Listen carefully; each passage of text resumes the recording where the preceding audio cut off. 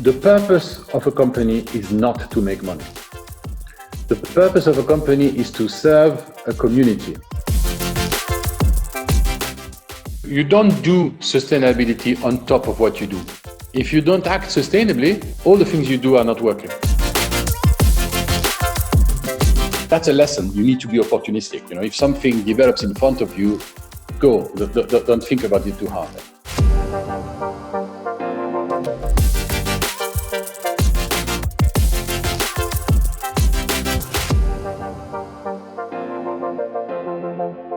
Good afternoon, everybody. We have the privilege to have Mr. André Hoffmann, Vice Chairman of Hoffmann-La Roche, to open the second season of this Learning from Leaders series. As always, I'm joined by Peter Vanham, the author of Before I Was a CEO. Peter, good to see you back, and the floor is all yours. Thank you so much. It's been a pleasure to be here, of course, over summer. We haven't been able to see each other much, but we're back now in school in Geneva, in Barcelona, in Munich, wherever you are. And I think it's a wonderful start to that new academic year to welcome Mr. Hoffmann of the Hoffmann-La Roche company. Vice Chairman, also for a very long time, Vice Chairman or Vice President of the World Wildlife Fund, WWF. I think they've changed their name. We could talk about that a little bit later on. And board member of several other companies, but real passion, as you'll discover, a real passion for nature. And we'll talk about all of that. But first, a very hearty welcome, Mr.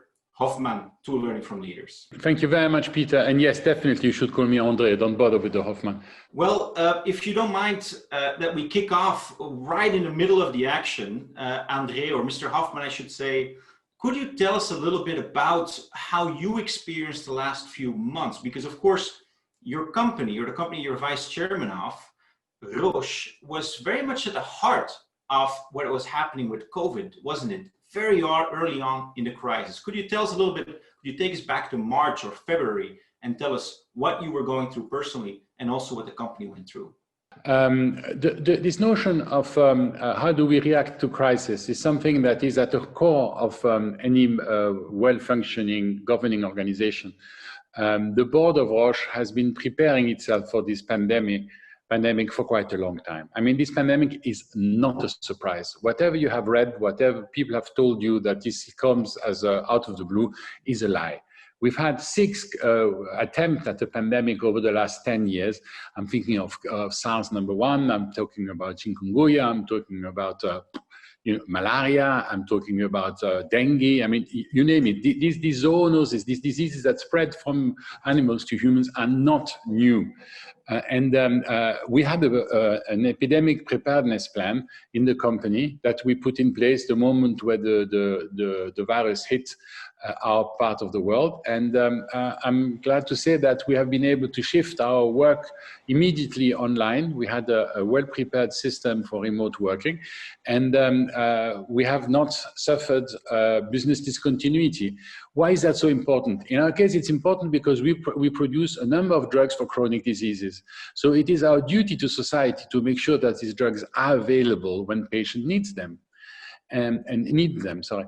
And it might have been possible that the company would have been disrupted by COVID, by the disease, and then suddenly our patient who rely on our drugs for survival would not have been able to get it. So our first objective from the beginning was business continuity. And I'm glad to say that that particular box we have ticked.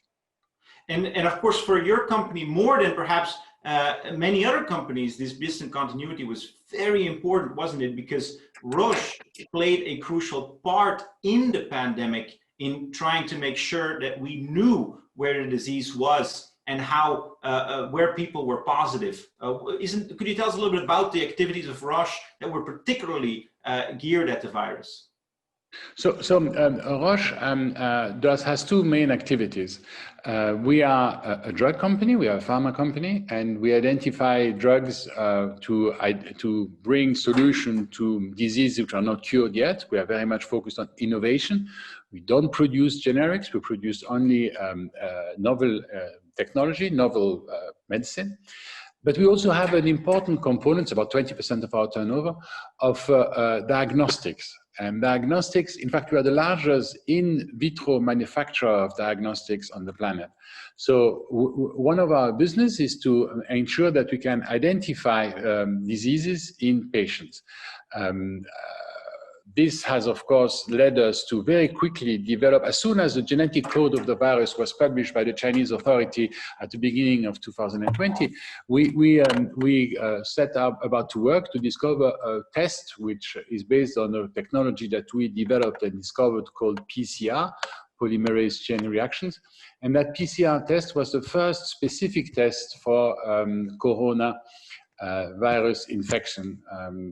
As the SARS-2, sorry, that is responsible for the COVID disease. Just to get this straight, I mean, it is thanks to companies like Roche that we can even know who has COVID, because you make the tests, or you make the technology that allows for the testing of COVID. Exactly.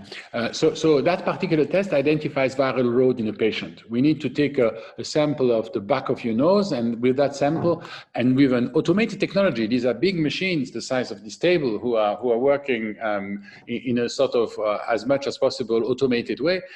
We are able to give you with absolute precision if you carry the virus in your blood. Then we developed later on, after that, 2 months later, we developed a test which identifies if you have antibodies. In other words, are you immune to the disease? Now, these antibody tests are based on blood and not on swabs of inside your nose. And these blood antibodies determine at what time if you had exposure to disease. It doesn't really give you 100% reading about immunity. It just specifies that you have antibodies in your body. Now, that means that you have been confronted to the disease, but it also means that you probably have got rid of it. At least we hope so. And then there's a third, let me just finish my catalog, sorry.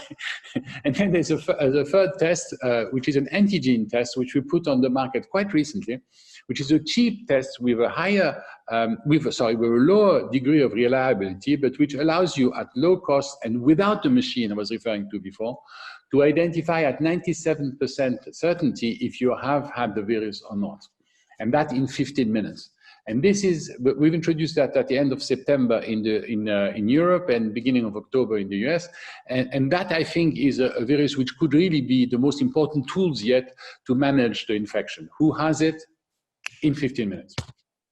I mean, incredible, because of course we always keep on hearing about, in order to contain the virus, you need to know where it is, you need to test, you need to trace. And of course you can't trace if you don't test. And that was a problem in the beginning. And so your company made sure that we could actually do those tests. Now, and that's of course incredible. Now, I want to go back into that mode that you were in back then, because obviously we heard there's so few tests available in the beginning. So you had to scale up the availability of these test technologies that you had, of these machines, of these PCR swabs, etc.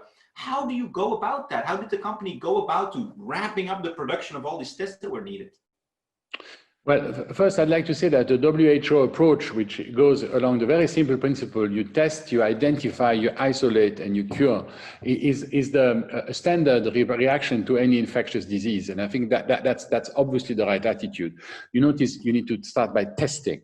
But if you want to test, originally we thought that we should test only people who have symptoms, because asymptomatic patients are just too numerous. You know, basically you have people who are ill and people who are not ill. Those who are not ill, we cannot test them all. There's not enough capacity there.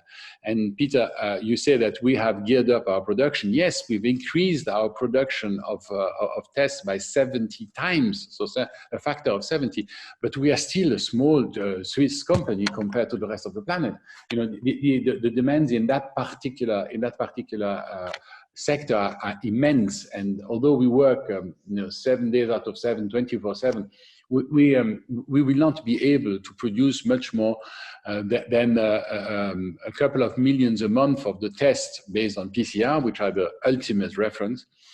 Luckily, the third test I mentioned is easier to manufacture, and there we can reach a proportion of about 15 to 20 million tests per month, which of course on a yearly basis starts making an impact.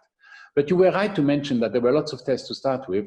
I'm afraid not all of them were as reliable as they should have been, and there's been a bit of confusion there, especially as it coincided at the moment when the majority of governments decided to close borders, and not only to free movements of people, but also to free movements of goods. as an international company, Roche is invested in a number of different countries, and it's impossible for us to manufacture just in one single country. We have a supply chain which is international, and that was a subject of discussion at an early stage. I mean, I can imagine that like everybody was asking you for these tests and for these machines, but they were not all available everywhere. So how do you go about prioritizing? How do you scale up? Where do you send the material? I mean, how do you possibly do that when demand is so high? So, Peter, that's an excellent question. This is why we need international bodies. Now, American authorities in particular, but a number of other governments have systematically undermined the activity of the WHO. But this sort of activities, this sort of allocation of resources, this sort of distribution of goods across different nations ought to be in international institutional hands. I mean, we as a private company can do our best, but when the government of the United States come to see us and say, we want to buy 100% of your production so that we can stockpile tests for everybody in the nation for the next 2 years, we have to say no. And if we start saying no, we get some very strong reactions. I mean, these are matters of national interest. And so governments have not always been as flexible as we would have expected them to be.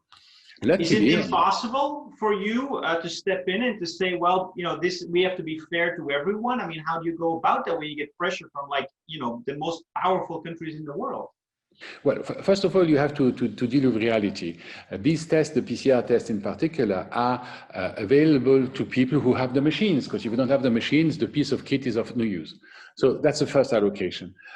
There are more tests of American types in the US than there are of our type. Well, so our test is not working on these machines, so why sell them all? Why put them in the warehouse when you can put them to use? But really, the commercial reality plays a role as well. As we all know, the United States of America issued a reference currency for the planet. If they decide certain things, it's difficult for an international business to just ignore it. So it's a question of negotiation. It's a question of negotiation. It's a question of bringing forward international interest. It's also a question of making it evident, explicit, and as clear as possible that you will not protect an American citizen by stopping the virus at the border. The virus will come in, and therefore it's important to also treat where the virus comes from, or identify where it comes from. And so there are conversations. I mean, it's a bit like horse trading at times, but there are conversations. That's, of course, the nature of business. You have to weigh these different interests and then decide. Let me ask you now, where today you said, you know, we can do 15 to 20 million tests in 1 month. Is that enough? Are we in a place now where there's enough tests available globally? So luckily, we are not the only one producing tests. There are lots of very competent people doing that in other companies and in other technologies, not always using the same technology, which I think is important because we need diversity. But no, we don't have enough yet. I mean, this notion of testing systematically of the population, we're not there yet. I can tell you that in our German factory where we produce most of the tests, we've had to organize our workforce in a completely different manner. People who are working in the administrative part of the operations are coming to pack these tests during the night. We had to really sort of make a general call to arm, and that's been for us that has worked. We produce at the maximum of our capacity, and we ramp it up all the time, but. In a sort of anti-cyclical sort of way of thinking, you know, I don't think we will get rid of that virus with technologies like vaccines or treatment, but it is perfectly possible, and that has happened in the past, that this virus disappears for some unknown reason. Yeah. And then what do you do? If you have 80% of your capacity producing something that nobody needs anymore, it's a bit of a problem. So this is also part of the negotiation we were just talking about before. Right. And so we're talking, of course, now about sort of the scientific and the business element of what you're doing. Could you also talk to us a little bit about how you see it as a person now going forward? I mean, a lot of people will be listening, not be very much expert on what you're talking about, but very intrigued. You know, should they be confident? Are you confident that we will get through this and things will get better? Well, I mean, yes, of course, I'm a born optimist. You know, I remember the word of Desmond Tutu, I'm a prisoner of hope. The situation at the moment is not particularly, there's no reason to be enthusiastic about the immediate future.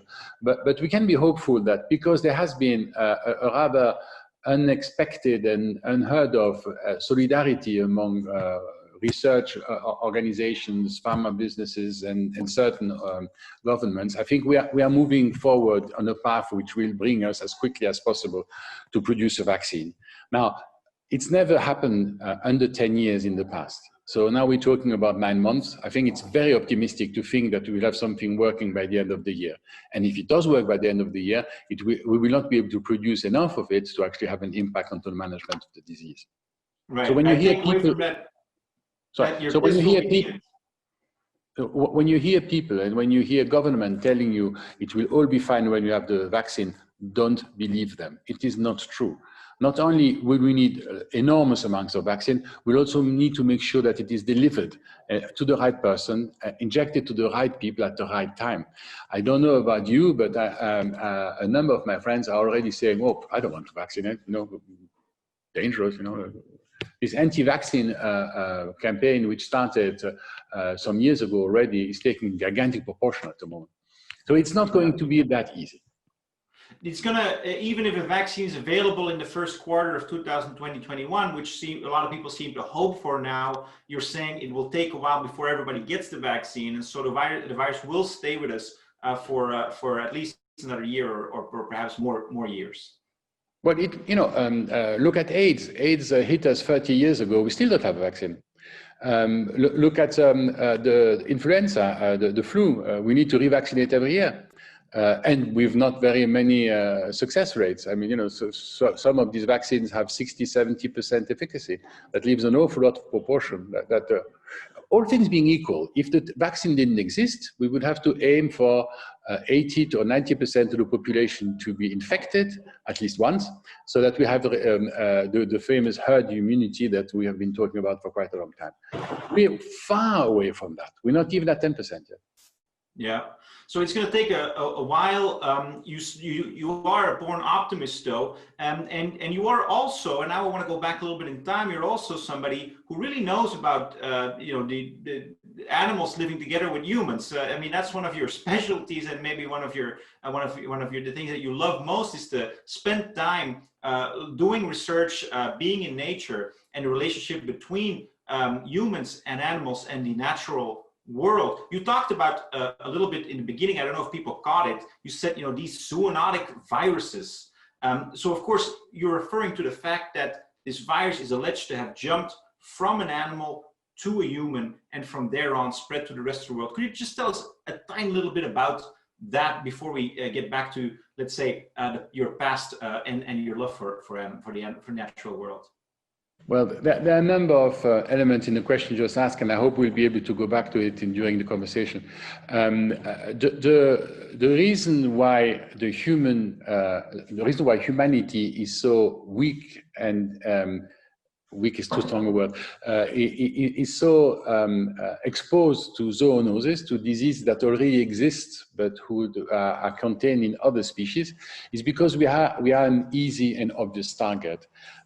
If, as we think, that particular virus came from a bat, which via live animals in a market in Asia, be it China or Vietnam, has gone into the human, it's because it's much easier to develop into an unprepared human than it is to develop into a monkey full of already other parasites which protect you against infections.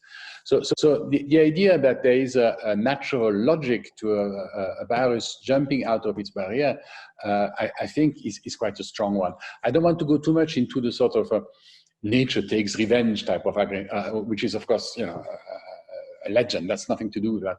It's just that we have been, as a species, extraordinarily successful at colonizing things outside of our normal field of activity. And that has created opportunities for the interface between nature and human to develop. It's developed at the cost of nature at certain stages, but also at the cost of humanity at certain stages. It's not the first time that we have a disease. I mean, our North American friends have succeeded in removing practically the totality of the Indian population just for disease, not so much for war. Right. And so, of course, for you to talk about that relationship between the human and the natural world, Of course, you don't only get that from books or because you studied it at university, but it's something that really goes back to your childhood, doesn't it? Because you, I believe, spent a lot of your time in childhood in or very nearby a natural reserve in France, isn't that right? No, absolutely. So yes, for me, the key aspect of what we're discussing here is this notion of sustainability. How can we build a system that survives itself, that is robust, that has a certain amount of ongoing capacity? I come at this from the natural world. My father was a research scientist in zoology, in particular specializing in birds. And so my sisters and I grew up in a nature reserve in the south of France, in the delta of the Rhone River, in the Camargue. And there we were confronted rather early on about this notion that nature and the interface between nature and human, the interface, sorry, between human and nature is an important consequence of how we live our world. And I think that approach to sustainability was very helpful to me when I came into a more business environment. When I graduated from business school, I graduated from INSEAD, and when I joined the board of our family company. The idea of protecting nature was 50 years ago a nice concept. You know, it was a nice to have. It was lovely, nature, animals, the lion, etc. Today, we are more and more realizing that it's an integral part of the system. Humanity will not survive very long in a non-functioning nature, and the COVID is a good example of this. That disease will not have spread to a healthy, functioning humanity. So yeah, this notion of natural history and natural consequences has been an important influence in my life. And it's been an influence, as you said, early on in your family life.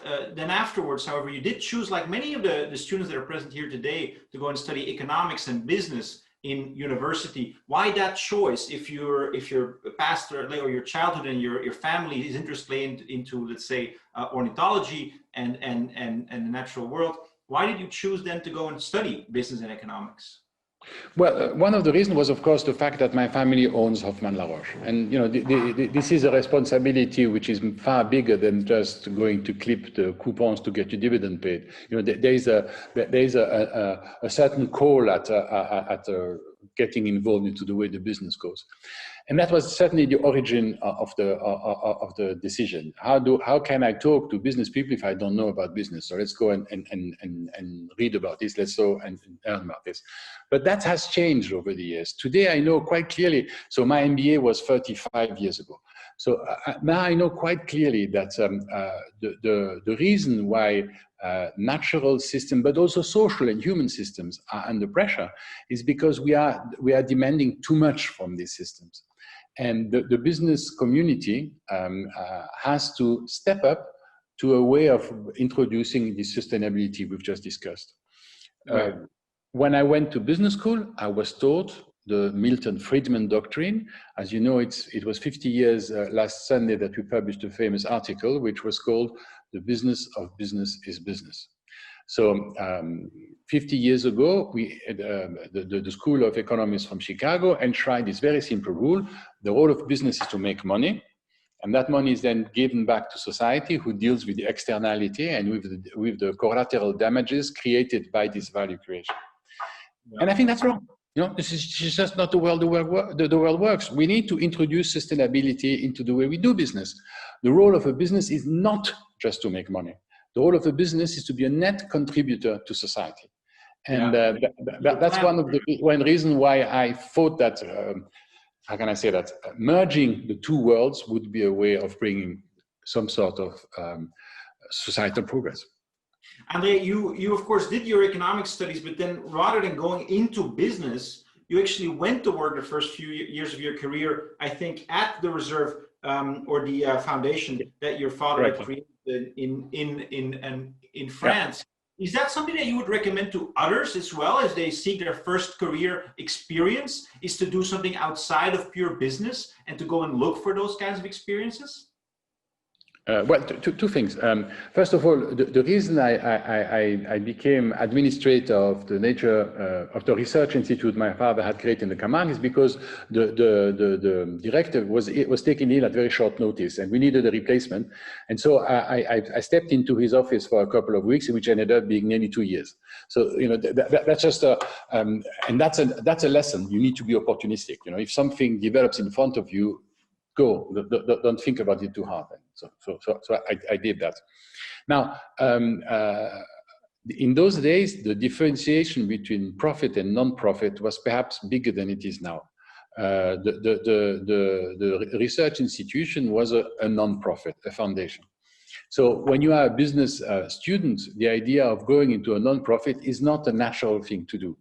I'm glad to say this has changed. Today, if I look at the statistics of one or two of the business schools I look at, there are more people interested into having impact rather than just having financial success.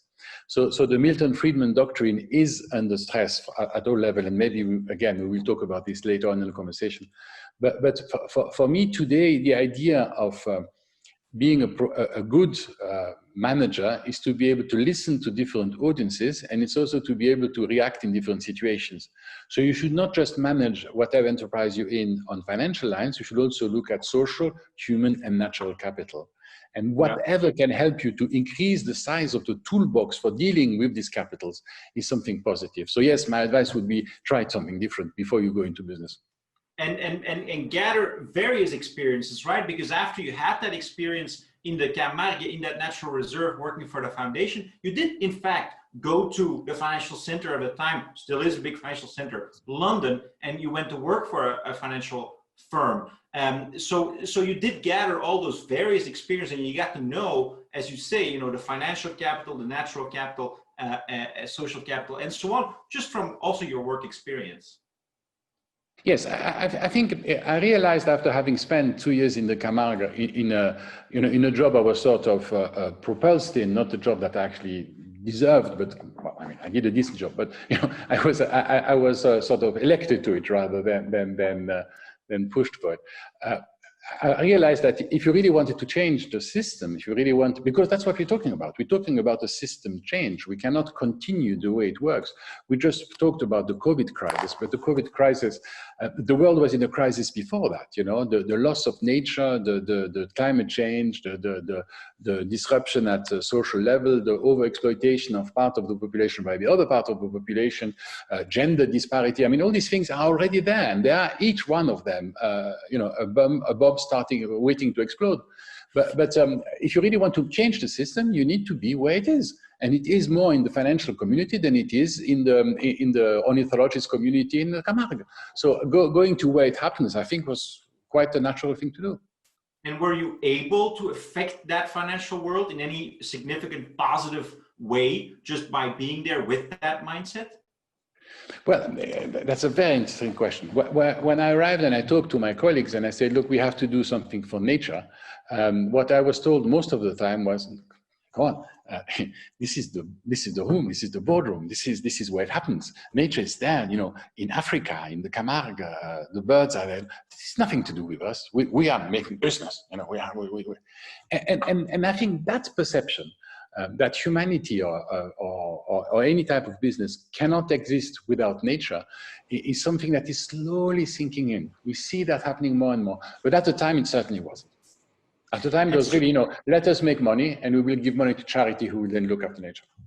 Yeah. Now you have tried for yourself with your own initiative as an entrepreneur to merge sort of the idea of sustainable business, haven't you? Because after you worked in London, in the city, you had a stint at Nestle, very large consumer firm. We'll talk to its chairman later on this year.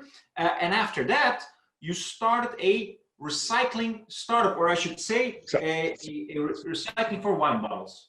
So the sequence is not quite correct. I left the city, started this recycling company while applying to business school, and then went to business school, and then went to Nestle. And that's a cycle. Yeah. And so, and how? And could you tell us a little bit, so you have that idea, I want to do something sustainable with business, this startup in recycling wine bottles. Tell us a little bit about that process and how that went. First, there's a very important principle at stake here. If you want to change the way things are done, you can wait for the regulators to do it, you can wait for social pressure to do it, you can wait for consumer to wait it, or you can start an initiative which, by demonstrating the viability, the materiality of your idea, can help speed up the process. In those days, nobody recycled glass bottles in London. I thought this was a business opportunity. You take empty glasses, you bring them back to the bottle bank, I'm simplifying, of course, and from bottle bank, you then export them to the winemaker, and you make a margin on this, which creates this virtuous cycle of people recycling more. And so using the power of entrepreneurship to apply to certain pockets of inefficiency into the way we run our natural resources or our resources schemes in general, I think that's a very potent way of changing the system. You're actually creating a business opportunity out of a societal need. And that was the thing that really sort of attracted me at the beginning. How can we use new type of forces to bring forward an agenda? How can a private enterprise influence a public good? Yeah. And so that's how we started this. And I wrote my business plan. I went around the different funders. I found a couple of people who were able to help me. And we started a very, very simplistic scheme. Today you would laugh at it. But we realized rather quickly that the great problem, I mean, it's a bit of a funny joke, but the great problem is that English people import wine, green bottles, and export whiskey, white bottles. And so the two did not mix. So we couldn't find enough takers for our green bottles. And that's why we folded rather quickly. Yeah. So you had that idea though, but you didn't really give up. Of course, you closed the business, I suppose, because it wasn't viable. But then afterwards, you started up a couple more companies, and one of them actually did become successful. Could you tell us a little bit about that one? I believe it's a soup company. Yes, so when we were, I didn't say that, there was a little group of people who were very interested into entrepreneurship in the broader sense. And one of my colleagues who graduated 6 months before me went to UK and developed a concept for soup in a carton. We called it the New Covent Garden Soup Company because it was all done with fresh vegetables and it was in the chill part of the cabinet. So the idea was new, because, it was in the supermarket, in the chilled section, and not in the ambient section. In the ambient section, you had soups in a tin, and in the chilled section, something fresh, something new, a sort of the salad, but the warm salad. So for the UK weather, probably more appropriate. And we hit a trend there. A lot of people were sort of interested in this, and we grew it to a sizable business, and we sold it to Unilever. And was that a sustainable business? That was a sustainable business in as much as by sourcing products locally, we were able to develop recipes which were more involved into what people wanted to eat normally. Now, is it a sustainable business to create tinned products, or in that case, products in a carton, in a Tetra Pak? Probably would be more sustainable if you were to cook them yourself at home. But at least it's a halfway house. If you come back to this idea about capitals, I think one of the biggest issue we have, and again, we will probably go back to that later, is an accounting problem. If the only way you look at producing this soup is based on financials, raw material that much, time that much, and retail price that much, and we do a combination, we value the economic factors to its best possible ability, but we don't take into account the social impact, i.e. the farming community, which has to produce these vegetables, the natural impact, how much pesticide do we put in the field. All these are unaccounted for. They're supposed to be reflected in the price of the vegetables when you buy them. But that, as we know, is in an imperfect system. Right.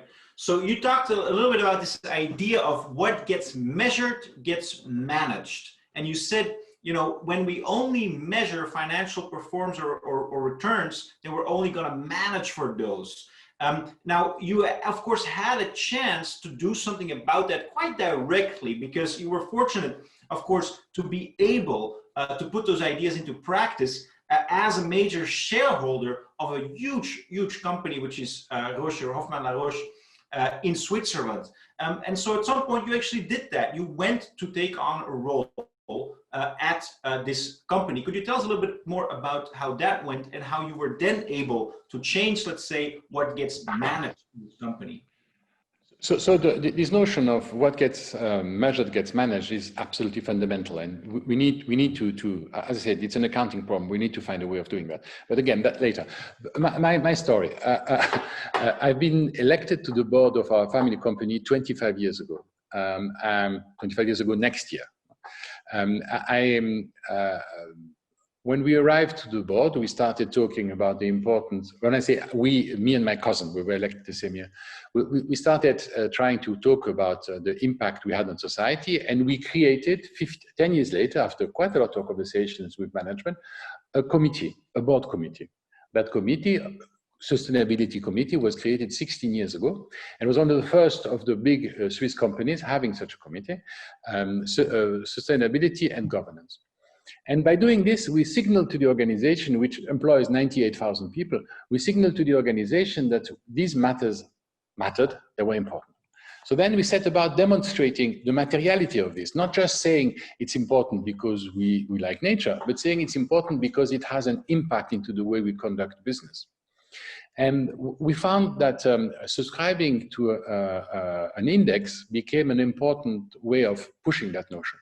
So we participated to what was just starting at the time, the Sustainable Asset Management, SAM, Dow Jones Sustainability Index. And you know, these guys send you a questionnaire, it's about 150 pages, you fill it in with all sorts of criteria, models, impact assessment, CSR, as it was known in those days, so corporate social responsibility, and you get a score. And we won that particular classification. So we were the pharmaceutical sustainability champion at the Dow Jones Index for 10 consecutive years. So the first time we won it, we were pleased. The second, we were delighted. The third, we were ecstatic. But after 10 years, it's in the gene. You know, when you take a decision based on sustainability criteria, not because you want to win the award, but because you know that that is the way you do it in the company. It's embedded. And that particular thing has helped us a lot at the time. Today, you don't need that anymore because everybody recognizes the importance of what we call now ESG, environmental safety and governance. But in those days, we needed to be able to demonstrate to our employees, to our staff, to our colleagues that this mattered. Yeah. Now, I want to get to the questions of students also, because they're going to be asking you a lot about this idea of how do you make a sustainable business. But maybe just to close this conversation, you're a proponent, I believe, of stakeholder capitalism, the idea that you don't just create financial short-term returns for shareholders, but also generate well-being and prosperity for a larger group of stakeholders. Now, my question to you is very simple. You are a large shareholder. Why are you so fascinated by this idea of stakeholder primacy rather than shareholder primacy? Hallelujah, this is the question I've been waiting for. Three things.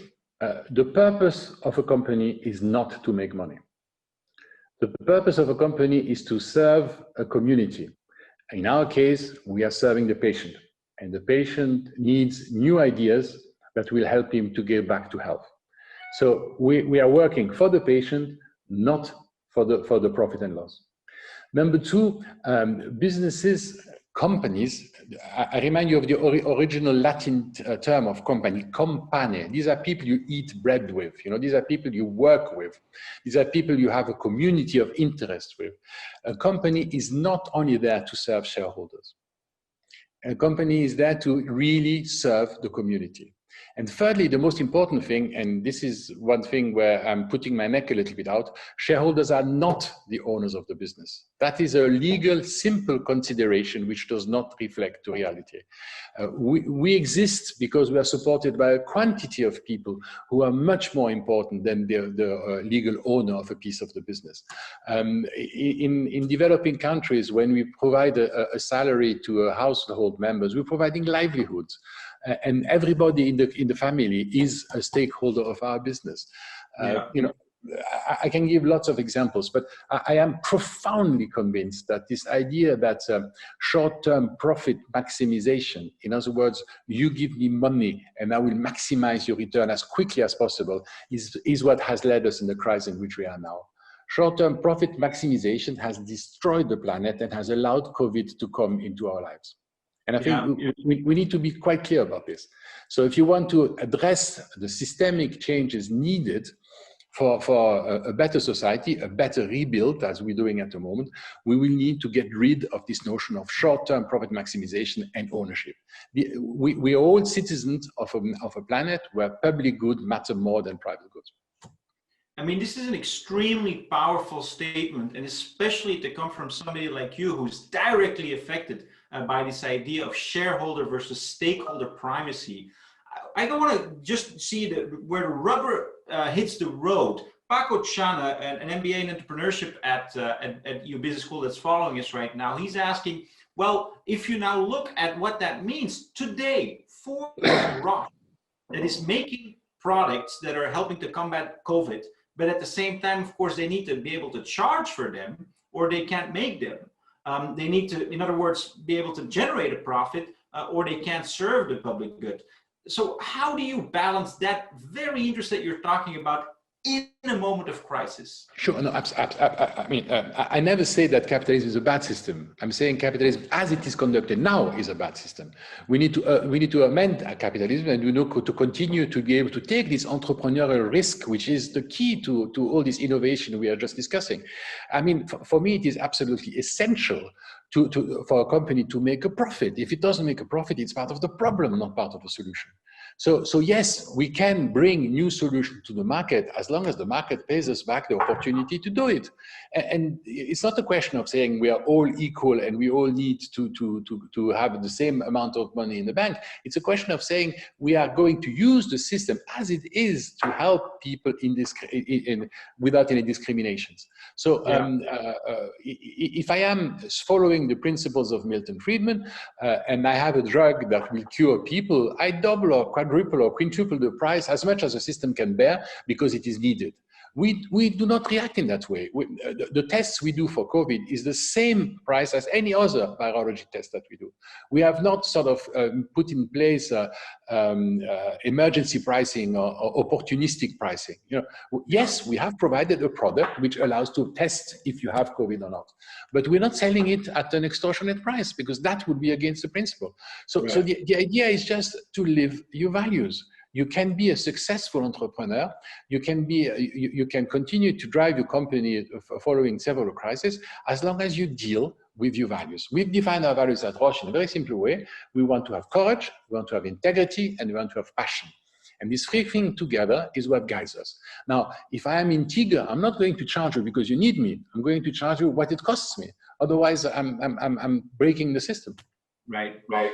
I think that's a very important notion. You know, you do believe in capitalism, and that doesn't mean that you have to make extortionate prices at the moment that it's possible. No, you can just ask a fair price, and that's possible. Can we maybe turn now to some students that are live with us because they also have questions? Let me first turn to Olivia, who's from the Netherlands in Geneva, and she's got a question about, I think, your key topic, sustainability. Yes, thank you so much, Mr. Hoffman, and thank you, Peter Vanham. I was wondering, in what way does Hoffman-La Roche contribute and aim to tackle the United Nations Sustainability Goals? So we are, sorry, you go on. No, just SDGs. Yes, I'm sorry. Yeah. Well, I mean, we haven't spoken about SDG in our conversation until now. So United Nations, which is supposed to be the body that unites us all, has come up with a system of goal setting to be able to help humanity's development in a particular way. The previous attempt at doing this was the Millennium Goals, which were defined at the end of the 90s and which matured in 2010. And their aim was to impact poverty. And they've been a success. You know, I mean, 800 million people, in particular in China, were taken out of the $2 a day poverty level into some sort of beginning of middle class, which is a success.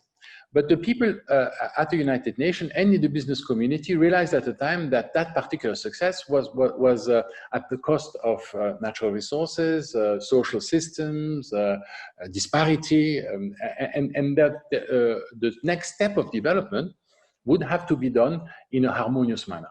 So Ban Ki-moon, at the time Secretary General, commissioned a study. There was a workforce being set up between NGOs, businesses, and the United Nations. And this notion of sustainability development goal, SDG, came out. So there are 17 of these SDGs, and they cover all sorts of aspects in development in order to give them a framework which would allow businesses to contribute to a more prosperous world. And I mean, I applaud that 100%. I think this is a very interesting approach, and it comes back to this conversation we just had about you manage what you measure. If you have goals, and as you know, each one of these goals is declined in targets, specific targets about what can be achieved in which sector, each one of these goals is an important one. Until 6 months ago, we scored reasonably well in 3 out of 17. And now we're back, significantly back in all of them. Goal number 1, eliminate poverty, is going to be much more difficult to achieve because of the shutdown of our economy over the last 9 months and probably for some time to come. So this is all, we know we need to put a little pinch of salt into all this. But how do we at Roche use SDGs? Of course, you can look at the specific health one. You can look at the specific working condition one, which is SDG, I don't remember them all, I think it's 11 if I'm not mistaken. We can look at the gender equality one, which is SDG 7. SDG 17, collaboration. This is something we practice as much as possible. Don't just try to do it all on your own, but collaborate. The COVID crisis is a good idea. We closer to a solution because we have collaborated. Yeah. But all this to say that you cannot identify them individually for too long. They really are whole. They are a continuum. You need to have a holistic approach. And we were talking about values in the question just before. By using our values to manage in the best of our stakeholders' interest, we are subscribing to every one of them. And we are trying to make an impact on all of these goals. In our annual report, we report among the 5 ones in which we have the biggest effect, but we also report on the 17 ones on which we have an impact. Yeah, André, I'm sure that many people are going to find this very interesting. And as a matter of fact, I know that's the case because Melita Tagaudi, she's from Georgia, studying at EU Barcelona, I believe is a follow-up question about this idea of the different pillars of sustainability at Roche. Melita? Hello. It is clear that your company takes sustainability very seriously, and it's great, especially for me since I'm a sustainability major. And I wanted to ask, your website mentions that you don't have a specific department dedicated to sustainability. Rather, you try to incorporate this concept into everything that La Roche does. So could you please explain why is this a better approach to incorporating the concept of sustainability and improving your CSR? And if you could give us some examples of how that is implemented in your company. Of course, I think that's absolutely fundamental. You don't do sustainability on top of what you do. If you don't act sustainably, all the things you do are not working. So the idea of saying I do a bit of marketing because I need to sell more. Sorry, I do a bit of sales and then a bit of marketing and then a bit of sustainability on the side. It's like if it was an afterthought. It's like if it was something that's not really core. Thinking sustainably is the core of what you do. I will not overexploit a part of the population because that is not stable. It's not sustainable. So the idea of exploiting, I don't know, one community exploiting the other community is an easy way to maximizing income because the strong one wins, but it is not a very stable way of measuring your success in the long term. So if you want to have sustainability, you don't do that. Now, and there are a number of companies who do that. You behave in a bad way and then you put on the side a report which says we are not sustainable. Doesn't strike me as being particularly helpful. You really need to put that together, I think. So you ask us, how do we do that in Roche? We try to encourage people when they take new decisions, when they take new, sorry, I'm talking management level. Of course, at a lower management, at a lower level, the measurement will be different. But at a management level, when you take an investment decision or when you try to put in place some sort of policy to manage risks, you need to have some indication how to do it. If we build a new factory, we look at net present value, we look at discounted cash flows, we look at residual values after 15 years or 50 years of using, etc. But we know that the world is not like this. We know that the world is not only limited to the financial value of an asset, but it's also interested into the impact that these assets will have on the natural and on the social capital. So we have a way of doing this in-house, which we apply, and we try to value our investment decision based on these three capitals: the financial, the social, and the natural. But what we really need is something which will allow us to do that across all companies and at the time of decision, not just in reporting, but also in terms of when you take the decision. And yeah, we have our own house system, which is transparently explicited in our annual report to take that sort of decision according to those lines. And then maybe as a follow-up question to that, you know, we get a question from Pascal Schwenk, one of the students at EU Barcelona, and he's asking, well, you're operating with Roche, of course, all around the world, including in countries perhaps where sustainability is not as important as it is for you as a company and the place where you're from. Take the example of China, he mentioned, where you have a site in Suzhou. How are you able to make such sites in countries that may not always have the same preference for sustainability or a different view on it? How are you able to have those sites operating at the same levels of excellence in terms of sustainability as in other places? So I think there are two answers to give you on this. First, we have to kill off this myth that China is only interested in growth and profit. That is not true. The Chinese government exists since 5,000 years. They've gone through collapse a couple of times before. They understand the limits of ecological dimension. And yes, there have been horrendous cases of poisoning, of pollution, of habitat destruction. But in general, the track record of the Chinese administration is not bad. And I know that when I say that, I have people looking at me in amazement, but it's true.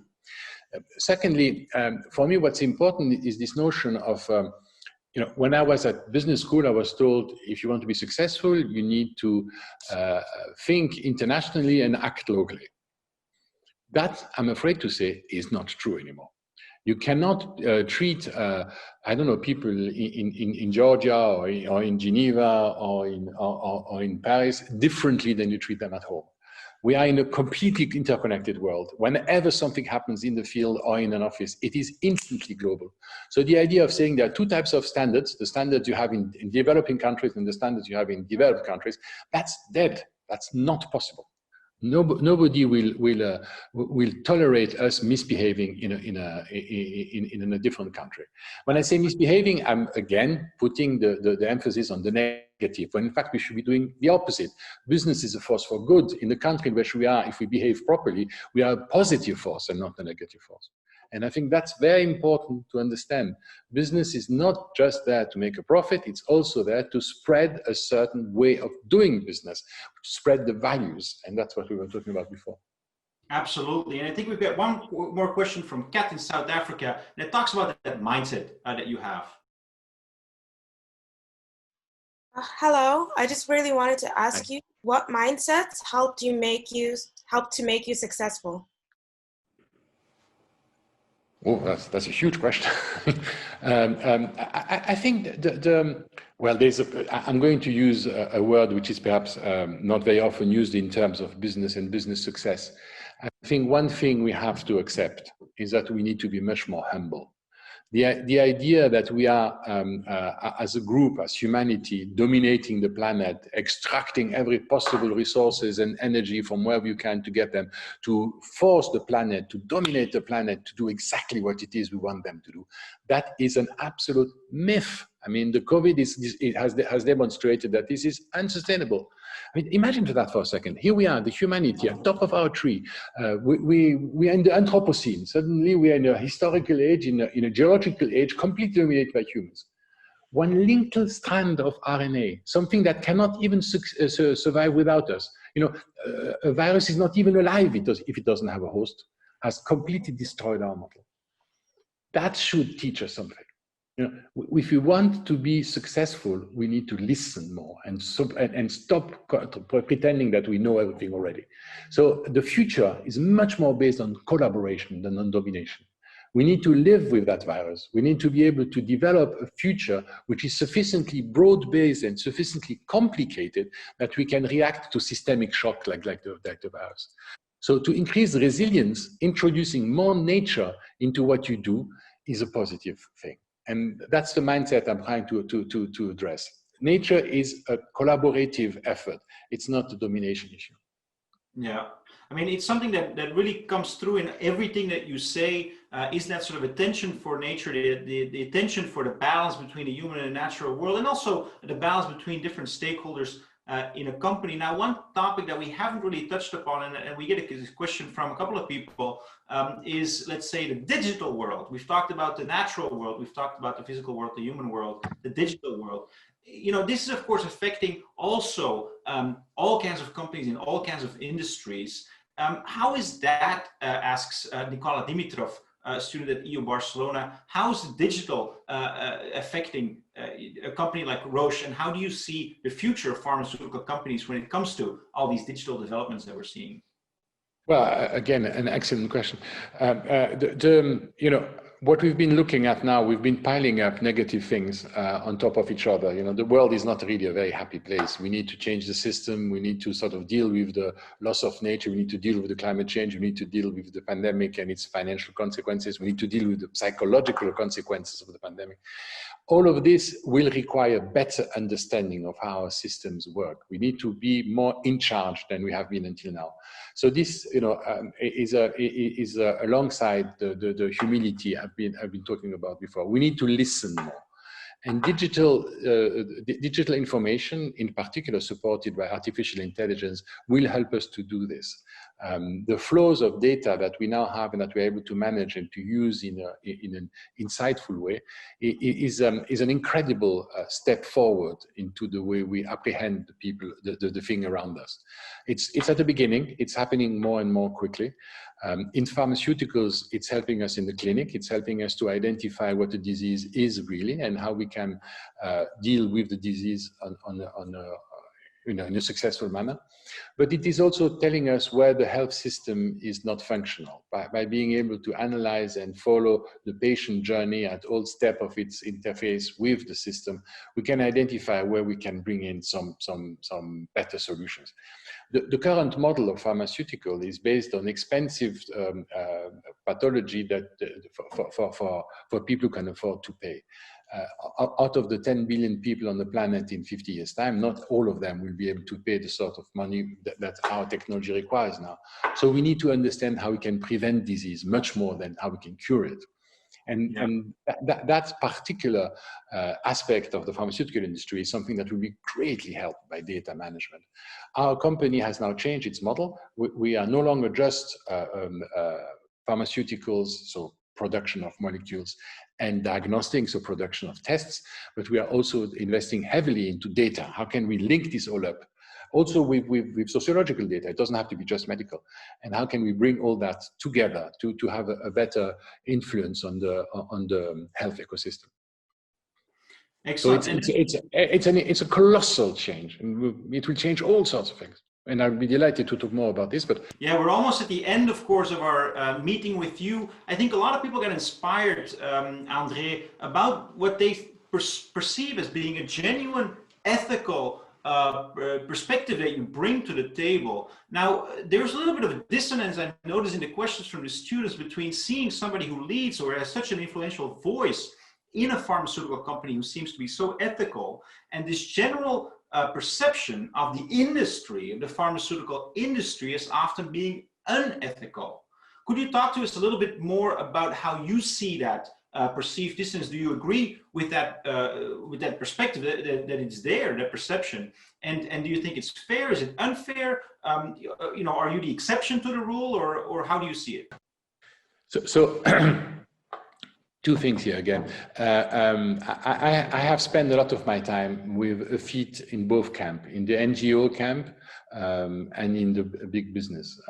25 years, sorry, as vice chair of Roche, no, not 25 as vice chair, but 25 on the board of Roche, and a lot of time also NGO, and I also personally, through our family foundation, support some conservation projects, while at the same time investing into startups. So this division of the world on saying, you know, there is good people who spend money and there is bad people who make money, that division is just not appropriate. You know, we are all humans. This is schizophrenia. You know, I go home, I have a glass of wine with my friends, we have a good time together, we talk about the future, we worry. Some of us go to bed, the next day they go to the office, they close the door, and the only thing that matters is, how do I make my budget? How do I make my margin? I'm going to kill, I'm going to rape, I'm going to do everything I have to do in order to get that margin, because that's how I'm being evaluated. If I don't do it properly, I'm out of business. And that thinking is frightening. You know, within a company, you should be allowed to live your values. If you're happy to chat about the future with your friends, why can't you bring that in the office? Why do you have to be a bastard to be successful?